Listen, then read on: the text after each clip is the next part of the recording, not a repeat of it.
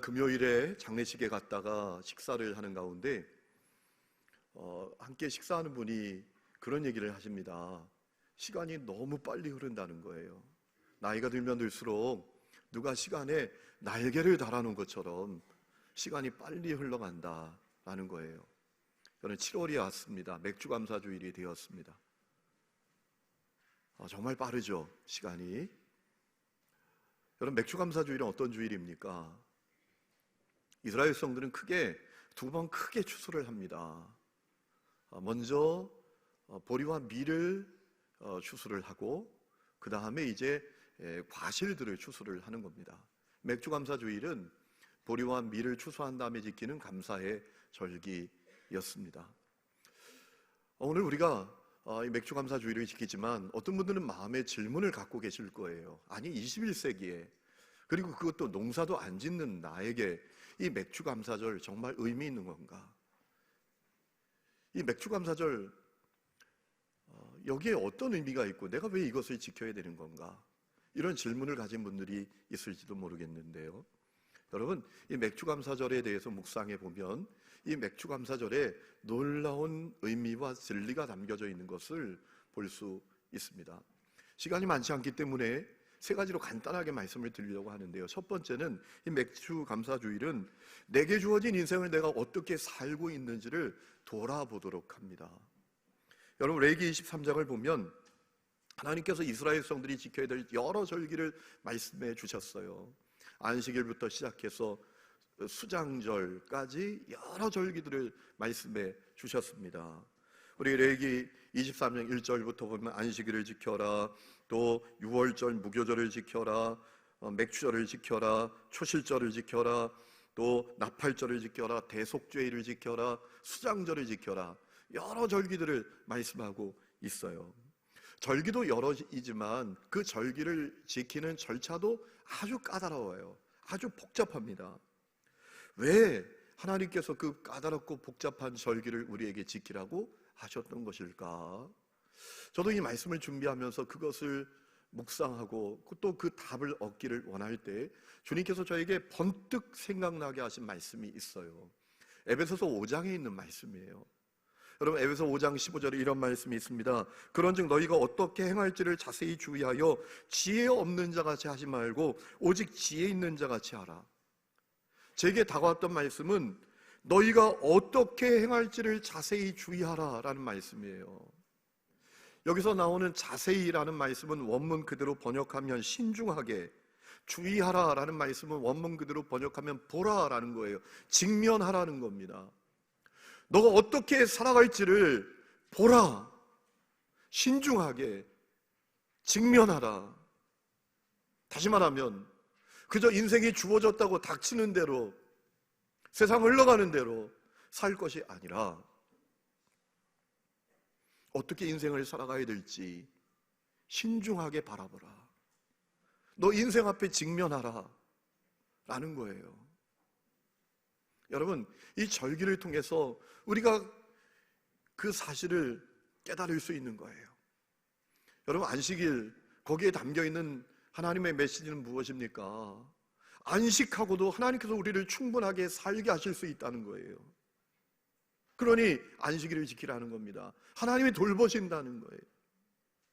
유월절 무교절 지키라고 하셨는데 거기에 있는 메시지는 무엇입니까? 우리 존재 자체가 하나님의 은혜라는 겁니다. 그거 잊지 말라는 거예요. 여러분, 출애굽이 없으면 이스라엘 백성들이 가나안 땅의 백성이 될 수 있었겠어요? 없죠. 그러니 이스라엘 백성들의 존재 자체가 하나님의 은혜였던 것입니다. 그거 잊지 말고 살라는 거예요. 초실절, 무교절, 초실절, 맥주절, 수장절, 이 다 감사의 절기입니다. 하나님이 돌보시고 공급해 주시는 것을 믿고 살아라. 기뻐하고 감사하며 살아라 라는 거예요. 또 나팔절, 대속죄일도 마찬가지죠. 여러분, 나팔절은 유대 종교력으로 7월 1일인데 여러분, 그것이 그들에게는 신년 첫날입니다. 유대 종교력으로 7월 1일이 정월입니다. 1월 1일이에요. 그때 뿡 하고 나팔을 불고 그의 10일에 7월 10일에 죄 문제 해결받는 날을 지키라는 겁니다. 대속죄일로 지키라는 거예요. 거기 담겨있는 메시지는 무엇입니까? 하늘을 시작하는 것도 중요하지만 더 중요한 것이 있다. 거룩합니다. 정결합니다. 여러분, 세상에 의욕만으로 되는 게 어디 있어요? 하늘을 시작하는 게 중요한 게 아닙니다. 죄 문제 해결받는 게 더 중요합니다. 하나님 앞에 거룩하고 정결하게 서는 것이 더 중요합니다. 정결함 받고 하늘을 시작하라는 거예요. 수장절도 마찬가지고. 그러니까 여러분, 이 레위기 23장에 나오는 절기들을 통해서 하나님께서 너의 인생을 직면하라. 내가 지금 어떻게 살고 있는지, 나는 어디에 와 있는지, 하나님의 기대와 하나님의 말씀 앞에서 나는 어떻게 반응하고 있는지 내 인생 앞에 직면하라는 거예요. 신중하게 내 인생을 바라보라는 거예요. 여러분, 똑같이 인생을 살지만 가끔 보면 인생을 장난처럼 사는 사람들이 있습니다. 그저 삶이 주어졌으니까 되는 대로, 닥치는 대로, 세상 흘러가는 대로 사는 사람들이 있습니다. 왜 그럴까요? 중요한 이유가 있습니다. 내 인생 앞에 직면하지 않기 때문에 그래요.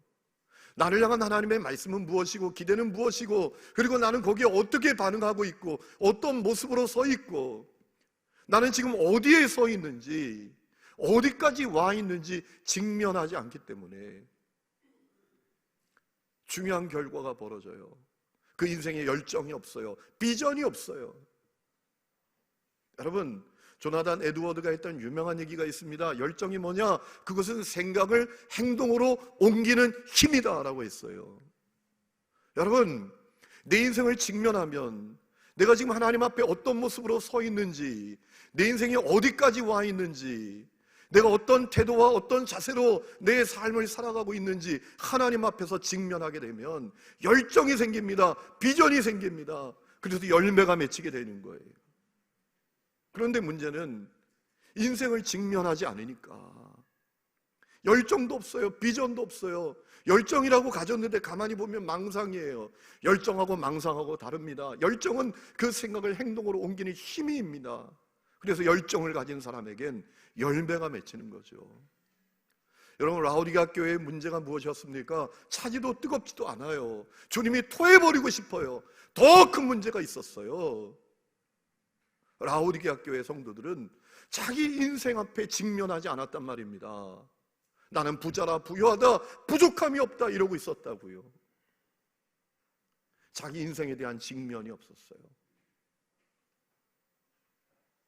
여러분, 이 맥주절기에 여러분의 인생을 신중하게 살피는 은혜가 있기를 주의 이름으로 축원합니다. 그래서 절기를 지키라고 하신 거예요. 두 번째, 맥주절 속에 담긴 중요한 의미, 진리가 있습니다. 하나님 중심의 신앙을 회복하라는 거예요. 여러분, 오늘 말씀 보면 맥주절 절기를 지키는 여러 절차들이 나오는데 그 절차들 가운데 중요한 것이 있습니다. 주목해야 될 점이 있습니다. 16절에 새 소제를 하나님께 드리라 라고 했습니다. 새 소제를 드리라. 소제는 뭡니까? 곡식을 태워서 하나님께 올려드리는 제사입니다. 하나님께 드리는 헌신, 하나님께 드리는 감사를 표현하는 제사입니다. 소제를 하나님께 드리는데 새 소제, 그냥 소제가 아닙니다. 새 소제를 드리래요. 여기서 새라고 표현된 단어는 히브리어로 하다쉬인데요, 신선하다, 새롭다 이런 뜻입니다.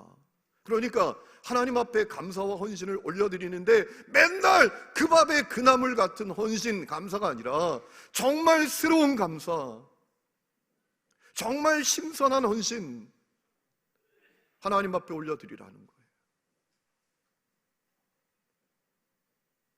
여러분, 누가 그렇게 할 수 있을까요? 어떤 사람이 그렇게 할 수 있을까요? 하나님이 중심인 사람은 그렇게 할 수 있어요. 내가 중심이 아니고 일 중심이 아니고 세상 중심도 아니라 하나님이 중심인 사람은 그렇게 할 수 있어요. 제가 어릴 때 저 강원도, 제가 감자잖아요, 감자. 그래서 뭐 보일러가 없는 집에서 살았으니까 연탄 때니까 서울특별 시민들은 모르겠지만 우리 집에는 윗목이 있고 아랫목이 있었잖아요. 그래서 아랫목에 늘 따뜻하게 그 온도를 보온하기 위해서 이불을 깔아놨는데 그 이불 속에 수건에 꽁꽁 쌓여 있는 밥주발이 있었어요. 그것도 쇠밥으로 지어놓은 밥주발. 아무도 못 건드립니다. 그 밥주발. 그 밥주발 누구 겁니까? 아버지 거. 못 건드려요. 왜 그래요? 아버지가 그 가정의 중심이니까. 쇠밥, 새로 지은 밥, 거기 준비해 놓는 거죠. 여러분, 하나님이 중심인 사람은 세소제 드릴 수 있어요. 여러분, 18절에도 하나님께 드릴 맥주절 예물의 목록이 나오는데 그 양이 엄청납니다. 번제물로 1년 된 흠없는 어린 양 7마리, 어린 수소 1마리, 순양 2마리, 속죄제물로 순년소 1마리, 화목제물로 1년 된 어린 순양 2마리, 자그마치 13마리의 짐승을 하나님께 드려야 됐어요. 적은 분량이 아닙니다. 엄청납니다. 21절에도 보면 이 맥주절기에 성회로 모여야 되고 어떤 노동도 할 수가 없습니다. 여러분, 누가 그렇게 할 수 있나요? 하나님이 중심인 사람은 그렇게 할 수 있어요. 내가 중심인 사람, 돈이 중심인 사람, 세상이 중심인 사람은 절대로 그렇게 못해요. 하나님이 중심되어야 할 수 있는 겁니다. 그렇기 때문에 이 맥주절을 지키면서 하나님께서는 하나님 중심으로 살고 있는지 돌아보도록 하신 거예요. 아이들이 물었을 수도 있겠죠. 아버지, 이렇게 많은 재물을 아버지 왜 아무 일도 하지 말아야 돼요? 그럼 아버지가 대답했어야 됩니다. 하나님이 중심이잖아. 하나님이 중심이잖아. 여러분, 오늘 여러분은 하나님을 중심으로 여기고 살고 계십니까? 절 보세요. 거기 보지 마시고.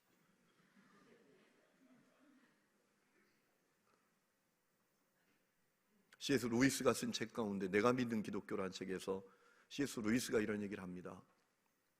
사람에겐 다 자아가 있고 그 자아 안에는 욕망이 자리 잡고 있대요. 육신의 정욕, 안목의 정욕, 세상 자랑을 향한 욕망 다 있다는 겁니다. 이 C.S. 루이스가 그 우리 안에 있는 그 자아 속에 있는 욕망을 이렇게 표현합니다. 세금을 꼬박꼬박 내는 정직하고 성실한 사람이 있어요. 그런데 그도 그렇게 세금을 꼬박꼬박 정직하게 내면서도 그런 마음이 한편에 있다는 겁니다. 여전히 내가 잘 먹고 잘 살 수 있는 돈이 남아있기를 원한다는 거예요. 그런 것처럼 이 땅에서 우리가 괜찮게 생각하는 사람도 그 속에는 그 자아의 욕망이 다 자리 잡고 있다는 거예요. 그렇기 때문에 우리가 주님 따라가는 게 쉽지 않다는 거예요. 믿음의 길을 걷는 것이 쉽지 않다는 거예요. 왜냐하면 주님은 우리 인생의 부분을 원하시는 게 아니라 우리 인생 전체를 우리에게 요구하시기 때문이라는 거죠. 우리 인생의 나무의 가지만을 원하는 게 아니라 인생의 그 나무 전체를 하나님이 원하신다는 거예요. 우리 인생 전부를 주님께 드리기를 원하신다는 거예요. 그래서 우리 자아와 우리의 욕망까지도 주님께 다 내려놓기를 원하시기 때문에 주님 따라가는 게 너무나 어렵다는 거예요. 그런데 주님을 따라가는 것이 너무나 쉬운 사람들이 있대요. 누굴까요? 믿음의 사람이에요. 어떤 믿음의 사람일까요? C.S. 루이스는 이렇게 얘기를 합니다. 내가 주님께 나의 전부를 내어드릴 때 주님은 주님 자신을 나에게 내어주신다. 나의 욕망과 나의 자아까지도 주님께 내어놓을 때 주님은 주님의 모든 것을 나에게 내어주신다라는 믿음이 있는 사람은 주님 따라가는 게 너무나 쉽대요. 다시 말하면 하나님이 중심인 사람은 주님 따라가는 게 너무나 쉽다는 거예요.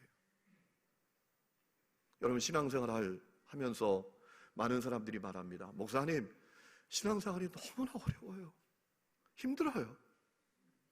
근데 여러분 가만히 생각해 보세요. 왜 힘들어요? 왜 어려워요? 간단합니다. 중심이 하나님이 아니에요. 중심이 나예요. 중심이 나의 편안함이에요. 중심이 돈이에요. 중심이 세상이에요. 중심이 일이에요. 그러니까 신앙생활이 어려운 거예요. 중심이 하나님 되면 어렵지 않아요. 그 역사가 이 맥주절에 여러분 가운데 회복될 수 있기를 주의 이름으로 축원합니다. 맥주절에 안긴 또 하나의 마지막 의미는 함께하는 신앙을 걷고 있는지, 함께하는 믿음의 길을 걷고 있는지 돌아보라는 거예요. 여러분, 우리가 22절까지 사실 읽었어야 되는데 22절 말씀 보면 이 맥주절 앞두고 추수할 때 주의할 점을 알려주십니다. 밥 모퉁이까지 다 베지 말라는 거예요. 나그네 또 가난한 사람들을 위해서 남겨두라는 겁니다. 그리고 이삭도 줍지 말라는 겁니다. 22절 말씀 보면 너희 땅에 곡물을 벨 때 밥 모퉁이까지 다 베지 말고 떨어진 것을 줍지 말고 그것을 가난한 자와 거류민을 위하여 남겨두라. 나는 너희 하나님 여호와이니. 여러분, 이 말씀 속에 어떤 것이 느껴집니까? 저는 이 말씀을 보면서 하나님의 자신감이 느껴져요. 하나님의 자신감이 느껴집니다. 어떤 자신감이에요? 주신 분이 하나님이라는 거예요. 주신 분이 하나님이다. 주신 자가 나다. 그러니까 추수의 경계까지도 주신 분이 정해주시는 거예요. 밥 모퉁이까지 베지 마라. 곡식도 줍지 마라. 하나님의 자신감이 느껴지는 거예요. 주신 분이 하나님이시라는 거예요. 맞죠, 여러분? 주님이 주시지 않은 걸 우리가 어떻게 가질 수 있어요? 우리 인생이 우리가 성취한 겁니까? 우리가 획득한 것입니까? 아닙니다. 주님이 주신 것인 줄로 믿습니다. 주님이 주셨다는 거예요. 그러니까 추수의 경계까지도 다 정해 주셨어요. 여러분, 맥추절에 대한 말씀이 신명기 16장에도 나오는데요, 이렇게 말씀하셨어요. 맥추절을 지킬 때 너의 자녀, 너의 노비, 레인, 나그네, 고아, 과부와 함께 하나님이 택하신 곳 성전에서 함께 즐거워해라. 이 맥추절 함께 지켜라. 가난한 자들, 고아들, 과부들까지도 함께 지켜라. 여러분, 여기도 하나님의 자신감이 느껴지지 않습니까? 함께 지켜도 충분히 잘 지킬 수 있다. 함께 살아도 충분히 너 잘 살 수 있다. 내가 그렇게 해줄 거야. 하나님의 자신감이 느껴지시는 거잖아요. 여러분, 왜 우리가 함께 살지 못합니까? 함께 하면 부족해. 모자라. 그러니까 함께 하지 않잖아요. 아니, 내 코가 석잔데 뭘 함께해? 함께하면 부족하다니까, 모자란다니까, 내가 힘들어진다니까. 그래서 함께하지 않잖아요. 또 왜 함께하지 않습니까? 우리 속에 긍휼과 사랑이 없잖아요. 주님은 그것이 제일 중요하다고 하셨는데, 마태복음 22장에 보면 율법사 한 사람이 예수님께 찾아와요. 어느 계명이 제일 큰 계명이죠? 예수님께서 말씀하십니다. 첫째, 하나님 사랑하는 거다. 두 번째, 내 이웃을 사랑하는 거다. 심지어 예수님 뭐라고 말씀하셨는가 하면 마태복음 22장 40절에 모든 예언자와 율법의 가르침이 이 두 계명에서 나온 것이다.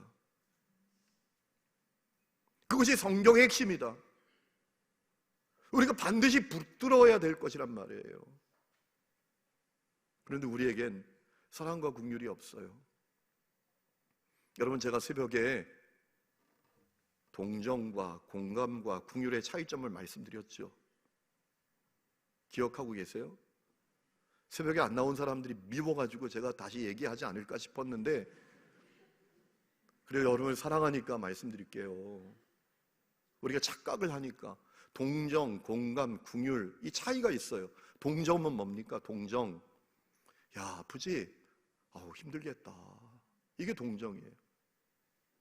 공감은 뭐예요? 야, 아프지? 되게 아프지? 나도 그렇게 아플 때가 있었어. 나도 되게 아플 때가 있었다. 너하고 똑같이 아플 때가 있었어. 이게 공감이에요. 긍휼은 뭡니까? 야, 아프지? 되게 힘들지? 나도 그렇게 아플 때가 있었거든. 그러니까 내가 널 어떻게 도와주면 돼? 어떻게 섬겨주면 돼? 그리고 움직이는 게 긍휼이에요. 근데 우리는 긍휼을 뭐라고 생각하면, 야, 아프지? 이게 긍휼이라고 생각해요. 그건 동정이에요. 주님이 우리에게 원하시는 건 긍휼이에요. 긍휼. 함께하는 거란 말이죠. 함께하는 것. 아프지? 내가 어떻게 널 도와줄까? 섬겨줄까? 그리고 함께 해주는 것. 그게 긍휼이에요. 주님 우리와 함께하기를 원하고 계세요. 맥주를 지키면서 너 혼자 지키지 마, 너 혼자 즐거워하지 마, 너 혼자 행복하지 마, 너 혼자 많이 먹지 마. 가난한 자, 고아, 과부, 레인 다 같이 먹어. 다 같이 기뻐해야 돼. 하나님의 자신감이 있는 거예요. 그래도 너 모자라지 않을 거야. 그래도 충분할 거야. 그러니 함께해 라고 하시는 거예요. 여러분 함께하는 분들이십니까? 특별히 이 맥주절에 주님은 너의 자녀와 함께하라고 하셨어요. 신명기 16장 11절에 보면 분명히 너와 내 자녀와 함께해야 된다라고 했어요. 어제 제가 문자 드렸잖아요. 오늘 맥주절 여러분 자녀들 가족들 다 함께 보내자고. 근데 왜 여러분만 오셨어요? 어디다 팔아먹고 다 오셨어요? 여러분 신명기 30장에 하나님은 이런 말씀을 하셨어요. 하나님은 우리와 우리 자녀들의 마음에 할례를 베푸시기를 원하신다는 거예요. 하나님 우리 자녀들의 마음에 할례가 일어나기를 원하신다. 우리 자녀들의 구원에 관심이 있으시다는 거예요. 우리 자녀들이 하나님께 예배하는 데 관심이 있으시다는 거예요. 그거 돌아보는 절기입니다. 오늘 말씀을 마칩니다. 오늘 말씀을 준비하면서 그런 마음이 들었어요. 야, 기적이다, 기적. 진짜 기적이다. 나도 기적이고 우리 성도들 보니까 다 기적이다, 기적. 왜 기적입니까? 여러분, 우리가 인생이 주어졌으니까 되는 대로, 닥치는 대로, 세상 흘러가는 대로 살지 않았습니까? 하나님 중심이 아니라 그저 세상 중심, 일 중심, 돈 중심으로 살지 않았어요? 내 코가 석자라고 여기고 함께하는 데는 관심이 없고 그저 나만 알고 좀 넓혀보면 내 가족만 알고 살지 않았어요? 그런데도 하나님은 여전히 우리를 사랑하셔서 외면하지 아니하시고 보살펴 주시고 오늘 감사의 절기를 지키게 하시니까 이건 기적이다, 기적. 아멘. 아멘이십니까? 정말 놀라운 기적이에요. 더욱이 십자가 복음으로 우리를 구원해 주셨으니까. 저는 할 수 없는 죄인들이 십자가 복음으로 구원받아 하나님의 자녀된 것이 기적이에요, 기적. 독일에게 2대0으로 축구 이긴 게 기적이라고 말하더라고요. 근데 여러분 그 기적은 16강 못 가더라고요. 기적이 일어나도 16강은 못 가. 그런데 우리를 구원하신 기적은 놀라운 기적이에요. 영원한 생명과 하나님의 나라에 갈 수 있는 기적인 줄로 믿습니다. 성도 여러분, 오늘 맥주절에 기뻐하고 감사하시기 바랍니다. 우리가 부족하고 못났어요. 우리가 그렇게 자기밖에 모르고 함께하지도 못하고 하나님 중심이 아니라 날마다 하나님은 나를 중심으로 여겨주는데 날마다 하나님을 변방에 내팽겨치고 하나님은 주변이고 하나님은 부스럭이고 이렇게 살았는데 하나님 변함없이 우리를 사랑해 주시고 이 감사의 절기를 맞이하게 해주셨으니 얼마나 우리가 기뻐하고 감사해야 돼요. 여러분 오늘 말씀 20절에 보면 제사장이 이 맥주감사 제물을 드릴 때 요제로 드리라 했어요. 요제가 뭡니까? 흔들면서 드리는 거예요. 제물을 이렇게 올려서 막 흔들면서 드리는 거예요. 왜 흔듭니까? 기쁘니까, 감사하니까. 여러분 오늘 진정한 기쁨과 감사의 역사가 여러분 가운데 있기를 주의 이름으로 축원합니다. 그리고 결단하시기를 바랍니다. 내가 내 인생에 직면하리라. 하나님 중심으로 살리라. 그리고 함께하리라. 이 결단을 주님께 드리면서 기뻐하고 감사하는 축복의 절기가 될 수 있기를 주의 이름으로 축원합니다.